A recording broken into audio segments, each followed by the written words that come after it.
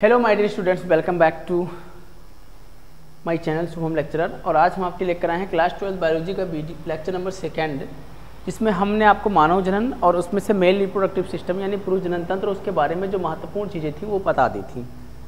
आज हमारा next lecture है। ये शुरू करने से पहले आपको कुछ महत्वपूर्ण चीज़ें बताऊँ। जैसा कि आपने पढ़ लिया है मानव में जनन, उसमें मेल नर जनन तंत्र और मादा जनन तंत्र दो अलग अलग भाग हैं, जिसमें नर जनन तंत्र के लगभग अधिकांश भाग को हम लोगों ने पूरा कर लिया है, कवर कर लिया है। सो आज हमारा क्या है, मादा जनन तंत्र का। लेकिन नर जनन तंत्र की बची हुई कुछ टॉपिक्स हैं जिन्हें आज कवर करना बहुत ही महत्वपूर्ण है। आइए देखते हैं अधिवृषण। देखो अधिवृषण क्या होता है, लगभग 6 सेंटीमीटर लंबी नालिका होती है। यह 6 सेंटीमीटर अधिवृषण क्या होता है, 6 सेंटीमीटर लंबी नालिका से बना होता है, जो अति कुंडलित का मतलब क्या हुआ कि एकदम क्वाइल्ड, इस तरीके से आपस में मुड़ी हुई, या फिर इस तरीके से आपस में मुड़ी हुई संरचना को बोलते हैं अति कुंडलित। वृषण के पश्च भाग पर लगभग 4 सेंटीमीटर लंबी चपटी व अल्प विराम के आकार की संरचनाएं होती हैं। इस अधिवृषण में इस नालिका के कुंडल एक संयोजी ऊतक द्वारा, संयोजी मतलब कनेक्टिव टिश्यू द्वारा आपस में चिपके रहते हैं, और यह जो संरचना होती है क्या कहलाती है, अधिवृषण। एपिडिडाइमस बोलते हैं अंग्रेजी में इसको।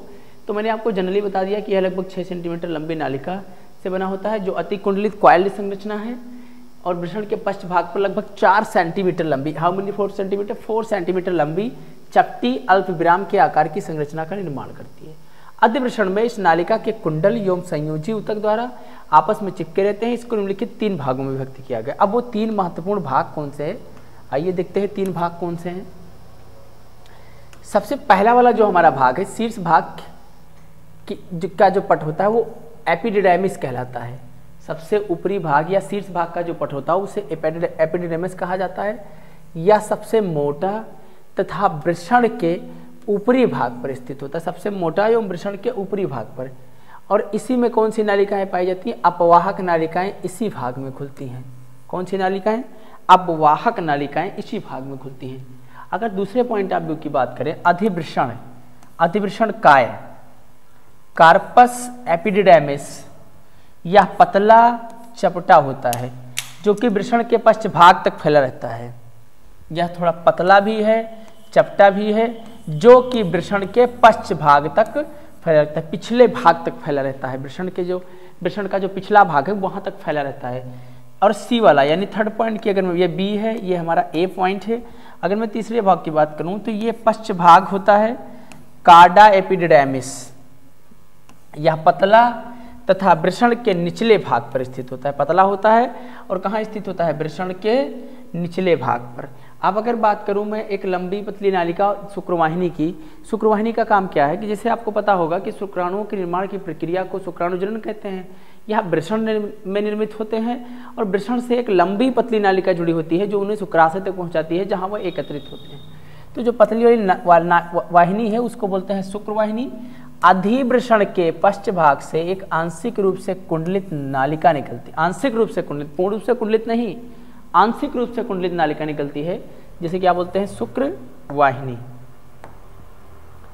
शुक्रवाहिनी की भित्ति पेशीय स्तर अधिक मोटा होता है, जो कूटीय स्तंभी उपकला यानी स्यूडो स्टेरिफाइड कोलुमनर एपिथेलियम से स्तरित होती है। इस भित्ति में तरंग गति से शुक्राणु शुक्रवाहिनी में आगे बढ़ते हैं। कहाँ बढ़ते हैं, शुक्रवाहिनी में आगे बढ़ते हैं। कौन आगे बढ़ता है, इससे मैं बात करूं, इस भित्ति में तरंग गति से शुक्राणु शुक्रवाहिनी से आगे बढ़ते। यह लगभग 45 सेंटीमीटर लंबी होती, कितने सेंटीमीटर की, 45 सेंटीमीटर। यह लगभग 45 सेंटीमीटर जितनी लंबी होती है। यह अधिवृषण की, यह जो नालिका है अधिवृषण के पश्च भाग से लगकर लगभग वृषण की ओर बढ़ती हुई वंक्षण नाल से होती हुई श्रोणि गुहा में पहुंचती है। आगे बात करें, यह एक मूत्राशय के अब शुक्राशय की बात करें, शुक्राशय जैसे जो आपकी शुक्रवाहिनी है वो जाकर शुक्राशय में खुलेगी। और शुक्राशय का काम क्या है, शुक्राणुओं को स्टोर करके रखना, ताकि जब सेक्स या मैथुन किया जाए उस टाइम उसको रिलीज करें और वो फीमेल की वजाइना में एंटर कर जाए, जिससे निषेचन की प्रक्रिया संभव हो सके। देखो, यह मूत्राशय के ऊपर होती हुई शुक्राशय से सम्मिलित होकर स्खलन वाहिनी या स्खलन नालिका का निर्माण करती है। स्खलन नालिका क्या है? पेनिस का मिड पॉइंट है जिससे स्पर्म बाहर आता है। स्खलन नालिका लगभग 2 सेंटीमीटर लंबी होती है। यह मूत्राशय से निकलने वाले मूत्र मार्ग में खुलती है। अब आपको बताएं कि जो आपका यूरिन का जो पाथ है और जो आपका दूसरा स्खलन वाहिनी है या फिर जिससे आपका स्पर्म निकलता है, वो दोनों पाथ सेम है। तभी तो उसने लिखा कि मूत्राशय से निकलने वाले मूत्र मार्ग में खुल जाती है। इसके सिरे के निकट कुछ भाग फूला हुआ होता है जिसमें शुक्राणु का अस्थायी रूप से संग्रह होता है, मतलब स्टोर करके रखते हैं। जो फूला वाला भाग है उसमें शुक्राणु को स्टोर करके रखते हैं, जिसे तुम्बिका यानी एम्पुला कहते हैं। इसकी कोशिकाओं से निकलने वाले चिकने तरल से शुक्रवाहिनी की गुहा चिकनी बनी रहती है जिससे शुक्राणु आगे बढ़ सके। शुक्रवाहिनी की जो कोशिकाएं हैं या जो नालिका है उसमें कंपन होता है या तरंग होती है, जिसके कारण वो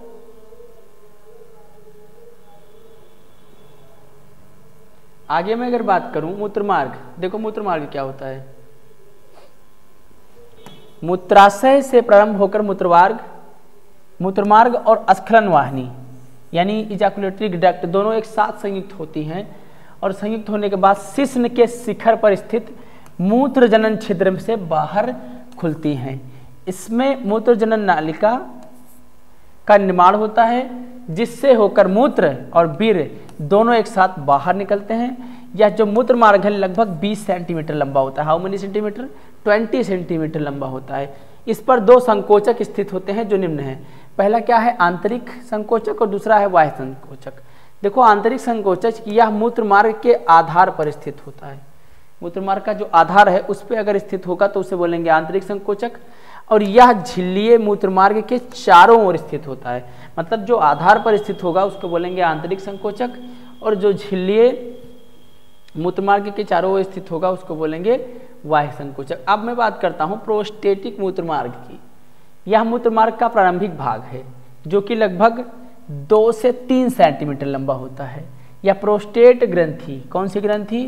पुरस्थ ग्रंथि। कहीं कहीं पर इसको आप पुरस्थ ग्रंथि भी लिखा हुआ देखेंगे। प्रोस्टेट ग्रंथि से के मध्य से होकर गुजरता है तथा दोनों ओर स्खलन वाहिनी इसी में खुलती है। देखो, दूसरा क्या है? झिल्लिये मूत्र मार्ग या प्रोस्टेट ग्रंथि तथा शिश्न के बीच में स्थित पेशीय पट। प्रोस्टेट ग्रंथि तथा शिश्न के बीच में स्थित पेशीय पट शिश्न में प्रवेश करता है।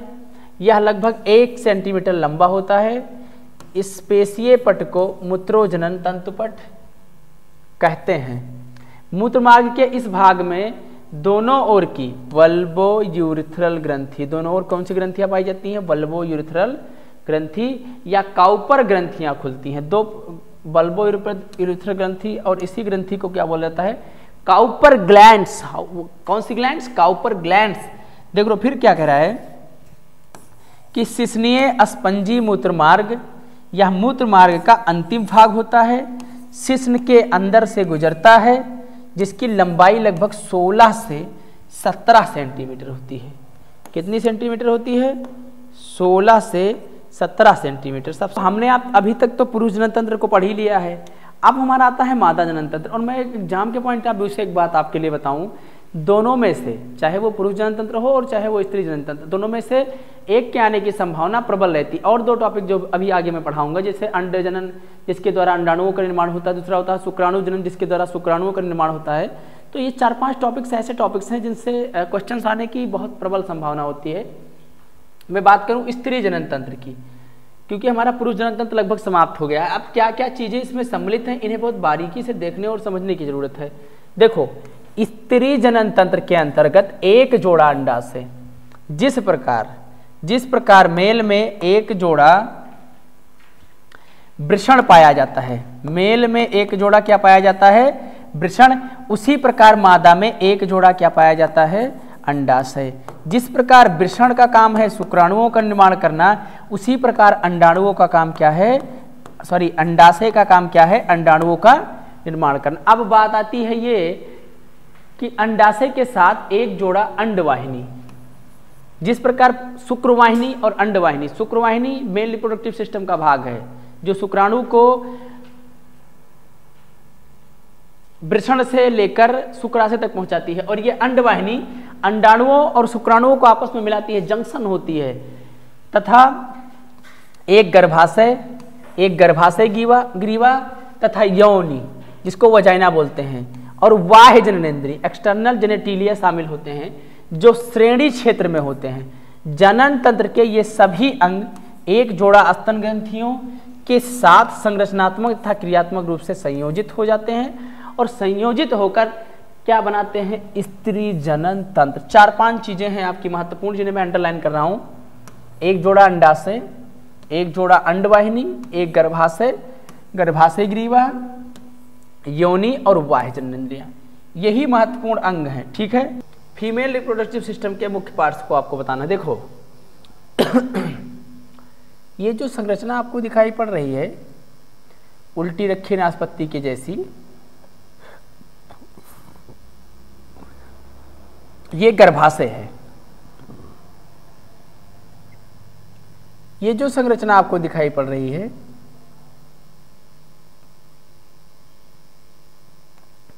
ये मूत्राशय है। इसके पीछे ये वाला जो रीजन उभरा हुआ थोड़ा सा आपको दिखाई पड़ रहा है, इस उभरे हुए रीजन को बोलते हैं जघन संघान। और ये जो पतला सा रीजन आपको दिखाई दे रहा है ये वाला, देखो ध्यान से देखना, ये वाला जो पार्ट्स है ये मूत्र मार्ग है। ठीक, और इसके ऊपर जो ये फीमेल का वजाइनल पार्ट है उसके ऊपर एक उंगली जैसी प्रवर्ध निकले होते हैं या फिर संरचनाएं निकली होती हैं। उंगली जैसे प्रवर्ध एवं संरचनाओं को भगसेफ नाम देते हैं, जिसे स्त्री कामोत्तेजकता का केंद्र भी कहा जाता है। नेक्स्ट में अगर बात करूं भगसेफ, बृहद प्रकोष्ठ, इस वाले को लंबा चौड़ा भाग होता है योनि का, इसलिए हम इसको बोलते हैं बृहद भगोष्ठ। सबसे छोटे वाले जो ये वाला जो रीजन है ये छोटा और काफ़ी सकरा सा भाग होता है, इसलिए इसको लघु भगोष्ठ। और ये योनि द्वार यानी हमारा ये क्या है, वजाइनल ओपनिंग ऑफ वजाइना है। ठीक, गर्भाशय के बाहर एक प्लग जैसी संरचना लगी होती है जिसको गर्भाशय ग्रीवा कहा जाता है। इसके पीछे एक पतला सा भाग होता है मलाशय, जिसमें एनल या फिर जो वेस्ट हमारी बॉडी से निकलता है वो स्टोर होता है। और ये लंबी सी संरचना, ध्यान से सुनियो मेरी बात, यहाँ से लेकर ये इतनी लंबी सी संरचना, इसको बोलते हैं योनि यानी वजाइना। योनि यानी क्या बोलते हैं, वजाइना। लगभग 10 to 12 सेंटीमीटर लंबी होती है। कितना सेंटीमीटर, 10 to 12 सेंटीमीटर। फिर बात आती है इसके फलस्वरूप अगर बात करें तो अंडोत्सर्ग, अंडाणुओं के निर्माण होने की प्रक्रिया को अंडोत्सर्ग या ओवुलेशन कहते हैं। निषेचन का मतलब क्या होता है, शुक्राणु और अंडाणु के मिलने की प्रक्रिया निषेचन कहलाती है। अब मिलेंगे क्या, चौराहे थोड़ी मिलेंगे क्या, अगर तुम जाओ चौराहे मिलेंगे कहाँ, अंडवाहिनी में मिलेंगे। इधर से अंडाणु आएगा, इधर से शुक्राणु आएगा, दोनों का पैचअप हो जाएगा। अब बात आती है कि सगर्भता की, प्रेगनेंसी को सगर्भता बोलते हैं। शिशु जन्म, शिशु की देखभाल की प्रक्रियाओं में सहायता मिलती है। अब कह रहा है अंडाशय स्त्री के प्राथमिक लैंगिक अंग हैं। स्त्री युग्मक जिसको हम क्या बोलते हैं, अंडाणु या ओवम, और कई स्टेरॉयड हार्मोन्स जिसको अंडाशयी हार्मोन्स उत्पन्न करते हैं। उदर के निचले भाग के दोनों ओर एक एक अंडाशय स्थित होता है। प्रत्येक अंडाशय की लंबाई 2 से 4 सेंटीमीटर, कितनी होती है, 2 से 4 सेंटीमीटर लगभग होती है। यह श्रेणी भित्ति के तथा गर्भाशय के स्नायुओं को लिगामेंट्स बोलते हैं, और यह लिगामेंट से जुड़ा होता है। किससे जुड़ा होता है, लिगामेंट से जुड़ा होता है। प्रत्येक अंडाशय एक पतली उपकला जिसको एपिथीलियम से ढका रहता है, जो कि अंडाशय पीठिका ओवेरियन स्ट्रोमा से जुड़ा होता है। पीठिका 2 क्षेत्र, जिसको परिधीय वल्कुट यानी पेरिफेरल कॉर्टेक्स, और दूसरे आंतरिक भाग को क्या बोलते हैं, मेडुला, यानी कॉर्टेक्स और मेडुला। अब इसका जरा डिटेल में स्टडी करूं तब आप समझ जाएंगे। देखो यहां से स्टार्ट करता हूं। ये अंडाशय है, ये वाली जो संरचना आपको दिखाई पड़ रही है ये क्या है? अंडाशय। अंडाशय का काम क्या है? अंडाणुओं का निर्माण करना। इसके आगे ये जो कीप जैसी फिम्बर लाइक यानी झालर लाइक संरचना आपको दिखाई पड़ रही है, फिम्बर यानी झालर लाइक संरचना आपको दिखाई पड़ रही है, इस फिम्बरी या झालर लाइक संरचना को क्या बोलते हैं? एम्पुला। और ऊपर आगे वाला जो भाग है वो कीप, ये स्पर्म को कलेक्ट करने का काम करता है, स्पर्म को एब्जॉर्ब करने का, खींचने का काम करता है। और इस संकीर्ण पथ को, ये जो संकरा सा भाग है, इसको इस्थमस बोला जाता है। और ये तीनों मिलकर एक संरचना बनाते हैं जिसको बोलते हैं अंडवाहिनी। ठीक, ये फिम्बरी या झालर जैसी संरचना होती है। अब बात करें गर्भाशय ग्रीवा। देखो एक प्लग जैसी संरचना होती है ड्यूरिंग प्रेगनेंसी बाहर ना आ जाए किसी दबाव की वजह से या किसी कारण से, तो ये गर्भाशय ग्रीवा एक मोटा भाग होता है। और इसके बीच ये जो पतला वाला नाल है इसको बोलते हैं ग्रीवा नाल। ये आपका वजाइनल पार्ट है, यानी योनि वजाइना जो भी आप समझना चाहें, सारी चीज़ें सेम ही हैं। अब देखो सबसे महत्वपूर्ण बात यह आती है कि जो गर्भाशय का स्तर है, यानी जो गर्भाशय है वो 3 स्तर से बना होता है, जिसमें अंतःस्तर, पेशी स्तर तथा परिगर्भाशय। इसको मैं अंग्रेजी में बोलता हूँ इंडोमेट्रियम, पेरीमेट्रियम और मायोमेट्रियम। ठीक, अब आपसे कमेंट सेक्शन में एक सवाल ये है कि निम्न में से कौन से लेयर के टूटने से पीरियड्स आता है? पीरियड समझते हैं, आर्तो चक्र बोला जाता है उसको साइंटिफिक भाषा में, बस शुद्ध भाषा में पीरियड बोलते हैं, MC मैच्योर साइकिल। आपको बताना है कमेंट सेक्शन में कि कौन से लेयर के टूटने से पीरियड्स या आर्तो चक्र होता है। ठीक है, गर्भाशय का ये जो इंटरनल वाला पार्ट है इसको बोलते हैं गर्भाशय गुहा, लगभग इतना भाग। ठीक, और सबसे ऊपर वाले भाग को क्या बोलते हैं? गर्भाशय फंडस। अब बताओ, निषेचन की प्रक्रिया इस लंबे पतले भाग में होगी, ये स्पर्म को कलेक्ट करेगा, ऐसे स्पर्म गया, कलेक्ट हुआ, अंडाणु से मिल गया, निषेचन हो गया। फिर ये लंबा पतला भाग निषेचन करता हुआ कहाँ पहुँच गया? ट्रेवल करता हुआ लगभग पहुँच गया, स्थापित हो गया, अंतःरोपण कहते हैं, जिस प्रक्रिया द्वारा अंडाणु और शुक्राणु के मिलने के बाद निषेचित होने के बाद जो युग्मनज बनता है वो लंबी पतली संकीर्ण पथ को क्रॉस करता हुआ जब गर्भाशय में अंतःरोपित होता है तो इस प्रक्रिया को अंतःरोपण बोलते हैं। ये रहा स्त्री जनन तंत्र। अगर आगे बढ़ूं मैं देखूं, सबसे पहले देखो अंडवाहिनी। गर्भाशय तथा योनि मिलकर स्त्री सहायक नालिका बनाती हैं। प्रत्येक डिंबवाहिनी लगभग 10 से 12 सेंटीमीटर लंबी, कितनी सेंटीमीटर लंबी? 10 से 12 सेंटीमीटर लंबी प्रत्येक अंडाशय की परिधि से चलकर गर्भाशय तक जाती है। अंडाशय से लेकर कहां तक जाती है? गर्भाशय तक, क्योंकि निषेचन के बाद में उसे अंडाणु को गर्भाशय तक स्थानांतरित करना है। अंडाशय के पास, ठीक पास, डिंबवाहिनी का हिस्सा कीप के आकार का होता है। किसके आकार का? कीप के आकार का होता है, जिसे कीपक कहा जाता है।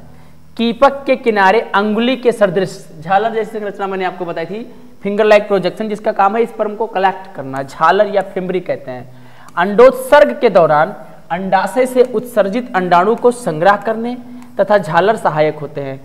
अंडाशय जो ओव्यूलेशन होगा, जब आपका अंडजनन होगा जिसके द्वारा अंडाणु का निर्माण होगा, तो अंडाशय को कलेक्ट करना या शुक्राणु को कलेक्ट करना। कीपक आगे चलकर अंडवाहिनी के एक चौड़े भाग में खुलता है जिसे तुम्बिका यानी एम्पुला कहा जाता है। अंडवाहिनी का अंतिम भाग संकीर्ण पथ, जिसको स्थमस बोलते हैं, एक सक्रिय अवकाशिका ल्यूमेन होती है जो कि गर्भाशय को जोड़ती है। ल्यूमेन लेयर के द्वारा यह गर्भाशय से जोड़ दिया जाता है। आगे मैं बात करूं, लगभग गर्भाशय केवल एक होता है। हाँ देखो, स्तन 2, अंडाशय 2, अंडवाहिनी 2, लेकिन गर्भाशय एक। उल्टी रखी नाशपत्ती के जैसा। आकार कैसा है? उल्टी रखी नाशपत्ती के जैसा। गर्भाशय केवल एक होता है, इसे बच्चादानी भी कहते हैं। बुम्ब या बच्चादानी समझते हैं ना आप? बच्चादानी, बच्चेदानी। गर्भाशय का आकार उल्टी रखी हुई नाशपत्ती के जैसा होता है। यह श्रेणी भाग में किससे जुड़ा होता है? स्नायु यानी लिगामेंट्स के द्वारा जुड़ा होता है। गर्भाशय एक पतली ग्रीवा के द्वारा योनि में खुलता है। ग्रीवा की गुहा को ग्रीवा नाल या सर्वाइकल नाल भी कहा जाता है। योनि के साथ मिलकर जन्म नाल यानी बर्थ कैनाल बनाती है। गर्भाशय की भित्ति ऊतकों की 3 परत वाली होती है। बाहरी पतली झिल्ली में स्तर को परिगर्भाशय यानी पेरीमेट्रियम, मध्य मोटी चिकनी को पेशीय स्तर को हम बोलते हैं गर्भाशय पेशी यानी मायोमेट्रियम, और आंतरिक ग्रंथिल स्तर को बोला जाता है अंतः स्तर, जो गर्भाशय गुहा को स्तरित करती है। आर्तो चक्र मेंस्ट्रुअल साइकिल के दौरान गर्भाशय के अंतः स्तर में चक्रीय परिवर्तन होता है। इंडोमेट्रियम टूटती है। मैं अभी अपने सवाल का जवाब आपको खुद ही दे देता हूँ। इंडोमेट्रियम यानी अंतःस्तरक में चक्रीय परिवर्तन होता है, जबकि गर्भाशय पेशीय स्तर में प्रसव के दौरान काफी तेज संकुचन होता है, जिस संकुचन के कारण क्या होता है कि जो गर्भ में विकसित हो रहा भ्रूण है वो बाहर आ जाता है, जिसको प्रसव बोलते हैं या फिर अंग्रेजी में डिलीवरी भी कहते हैं आप लोग। अब बात आती है स्त्री के बाह्य जननेंद्रियों के अंतर्गत जघन शैल, जिसको मास प्यूबिस बोला जाता है, बृहद भगोष्ठ जिसको बोलते हैं लीबिया मेजोरा, एजाइना का जो इधर वाला लेफ्ट वाला पार्ट उसको लीबिया मेजोरा, और एक को बोलते हैं लीबिया माइनोरा, और यौनिच्छद को हाइमेन बोलते हैं, तथा भक्षेप उंगली जैसी संरचना जिसको क्लेटोरिस बोलते हैं, जो कि स्त्री कामोत्तेजकता का केंद्र माना जाता है, आदि होते हैं। जघन शैल यानी जो उभार लाइक स्ट्रक्चर होता है वो वसा में उत्कों का बना होता है, जो त्वचा और जघन बालों से ढकी होती है। बृहद भगोष्ठ उत्कों का मांसलवर है, यानी फोल्ड्स पाए जाते हैं इसमें, जो जघन शैल के नीचे तक फैले रहते हैं, यौनि द्वार को घेरे रहते हैं, वजाइनल ओपनिंग को चारों तरफ से कवर करके रखते हैं। अब कह रहा है आगे कि जो लघु भगोष्ठ हैं वह उत्कों का एक जोड़ा वलय होता है और बृहद भगोष्ठ के नीचे स्थित होता है। यौनि द्वार प्रायः एक पतली झिल्ली जिसे यौनिच्छद, और इसी को अंग्रेजी में बोलते हैं हाइमेन। क्या बोलते हैं? हाइमेन। यौनिच्छद या हाइमेन कहा जाता है। अब ये जो इसके बाद आपको ये संरचना दिखाई दे रही है, ये है स्तन ग्रंथि का आरेखीय काट है। ठीक, वसा उत्कों के जमाव के कारण स्तन में उभार होता है, ये बात आप एकदम समझ लीजिए। वसा उत्कों के जमाव के कारण क्या होता है? स्तन में उभार दिखाई देता है। ठीक, उसके नीचे स्तन पालियां पाई जाती हैं जो छोटी छोटी नालिका के समान संरचना है। फिर स्तन कूपिका, कूपिकाएं क्या करती हैं?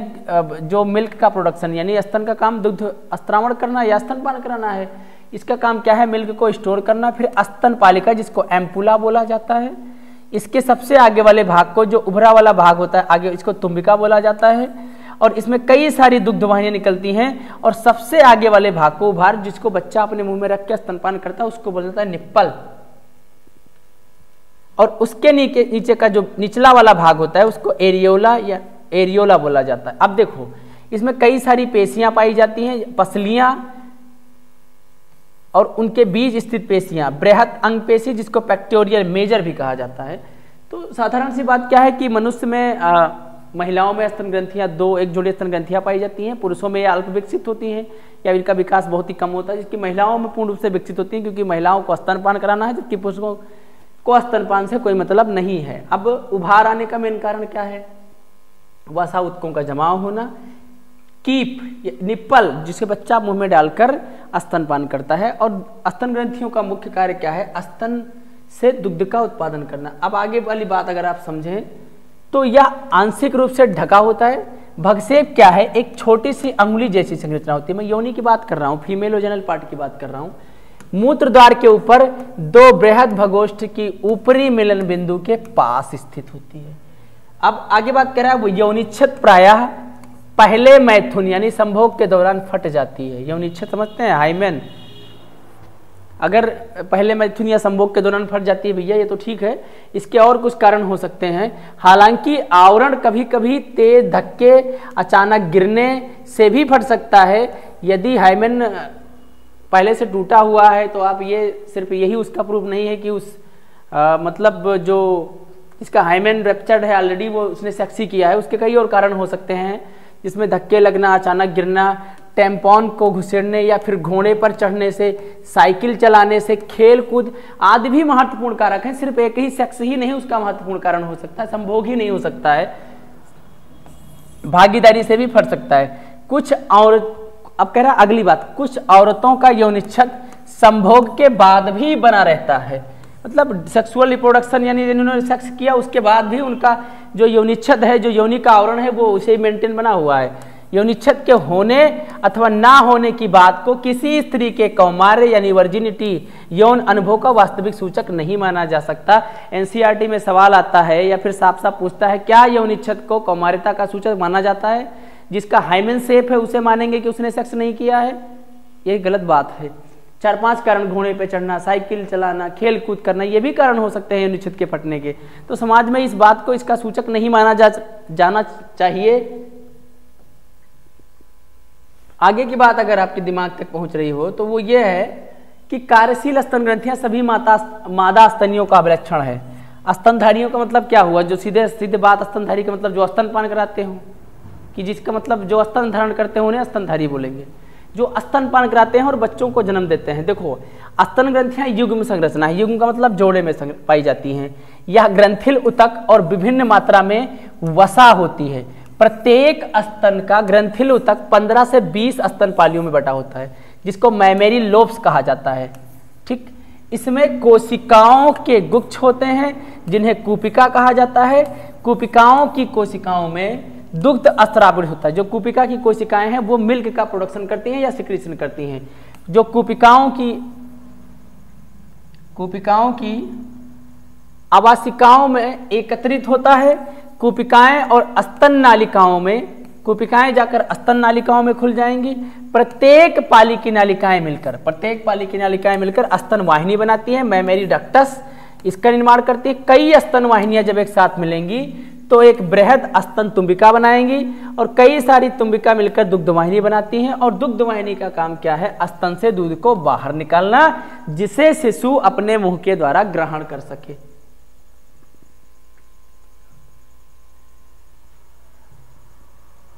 सो आई होप कि मेरी बात आप तक पहुंच गई होगी। बट मतलब एक लास्ट में एक बात मैं रिक्वेस्ट करना चाहूँगा। जो क्वेश्चन मैंने आपसे पूछा था कि कौन सी वो ग्रंथि है जिसके मतलब कौन सी लेयर है जिसके कारण टूटने से पीरियड या मैच्योर साइकिल स्टार्ट होती है। दूसरी, जो यहाँ पर साफ साफ बताया गया कि यौनिच्छेद को कौमारिता का सूचक नहीं माना जाना चाहिए। एनसीईआरटी से भी ये सवाल आता है। एनसीईआरटी वाली बुक अगर आप उठाएंगे तो आपको साफ साफ दिख जाएगा उसमें कि मतलब पूछा गया है कि क्या किसी भी लड़की में जो हाइमन है उसके प्रेजेंस को ये माना जाना चाहिए कि उसने सेक्स किया है या फिर सेक्स नहीं किया है। तो ये भ्रांति है और समाज से ये भ्रांतियाँ निकलनी चाहिए, जिसमें आप भी लोग सहयोग कर सकते हैं। और एक बात, जो 5-6 कारण मैंने बताया, घोड़े पर चढ़ना, खेलना कूदना, इन सब कारणों से भी हो सकता है उसका जो यौनिच्छेद यानी हाइमन है वो टूट गया हो। उसका सिर्फ यही मतलब नहीं कि उसने सेक्स ही किया हो। नेक्स्ट जो लास्ट में सबसे बताई गई आपको बात, फीमेल रिप्रोडक्टिव सिस्टम। इसमें दोनों चीज़ें आपके लिए महत्वपूर्ण है, male reproductive system, female reproductive system, दोनों का डायग्राम और इसके निर्माण की प्रक्रिया, शुक्राणु के बनने की प्रक्रिया शुक्राणु जनन, अंडाणु के बनने की प्रक्रिया अंडाणु जनन। सो आई होप आज का लेक्चर यहीं पर समाप्त होता है। मिलेंगे नए वीडियो में नई ऊर्जा और नई उम्मीद के साथ। तब तक के लिए जय हिंद।